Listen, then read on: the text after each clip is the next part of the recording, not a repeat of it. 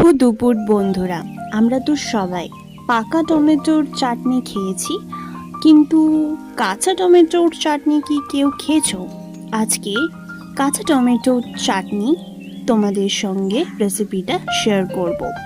টক ঝাল মিষ্টির এই রেসিপিটা তো কিভাবে বানালাম দেখতে থাকো। প্রথমেই টমেটোগুলোকে ভালো করে ধুয়ে নিয়েছি, আর এইভাবে টমেটোগুলোকে কেটে নিয়েছিলাম। আর ইনগ্রিডিয়েন্টস বলতে কি কি লাগছে: ধনে গুঁড়ো, পানমৌরি, চিনি, আর আমি এখানে নিয়েছি দুটো কাঁচা লঙ্কা। একটা কড়াই গরম করে ওর মধ্যে সরষার তেলটা গরম করে নিতে হবে।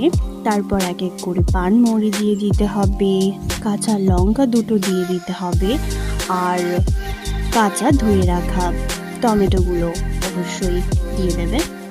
তারপরে অ্যাড করে নেবে পরিমাণ মতো চিনি, সবগুলোই পরিমাণ মতো অ্যাড করে নিতে হবে।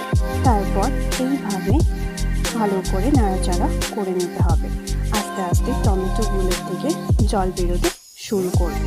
তারপরে অ্যাড করে দেবে হালকা জল, আর তারপরে অ্যাড করে নিতে হবে ধনে গুঁড়ো।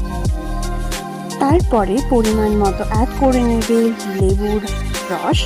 আর এই দেখো, আমার এই কাঁচা টমেটো চাটনি রেডি, আর খুব টেস্টিও হয়েছে।